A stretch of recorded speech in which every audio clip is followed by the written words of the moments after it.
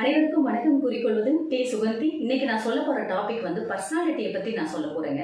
அதுக்கு முன்னாடி இன்னைக்கு விஐபிக்கு ஒருத்தருக்கு இன்னைக்கு பிறந்த நாள். February 24 ஜெயலலிதா அம்மாவோட பிறந்த நாள் அப்படின்றதுனால அம்மாவுக்கு ஒரு வாழ்த்து சொல்லியிருக்கலாம். ஓகே, இப்ப டாபிக் வரலாங்க. இப்போ பர்சனாலிட்டி ஒரு சிறந்த ஆளுமை திறன் அப்படின்னா ஒருத்தரை பார்த்த உடனே முடிவு பண்ண முடியுமாங்க? ஒருத்தர் சூப்பரா ட்ரெஸ் பண்ணியிருக்காங்கப்பா, பார்க்க ரொம்ப அழகா இருக்காங்கப்பா, இவங்க ஒரு பர்சனாலிட்டியான ஒரு ஆள் அப்படின்னு சொல்லி நம்மளால முடிவு பண்ணிட முடியுமாங்க? கண்டிப்பா முடியாது. நீங்க அப்படி முடிவு பண்ணணும்னு நினைச்சீங்கன்னா நான் சொல்ற 3 விஷயத்தை வச்சு முடிவு பண்ணுங்க. ஒருத்தரோட எண்ணம், சொல், செயல் மூணுமே ஒன்னா இருக்கணுங்க.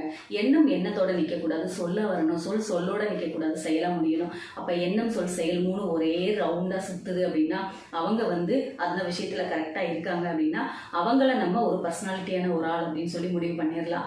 எப்பயுமே நம்ம ஒருத்தரை பார்த்த உடனே டக்குன்னு முடிவு பண்ணிடக்கூடாது அப்படின்றதுக்காக தான் இந்த 3 பாயிண்ட்டை நான் சொல்றேங்க. Thank you so much. நாளைக்கு இன்னொரு வீடியோவோட சந்திக்கலாம்.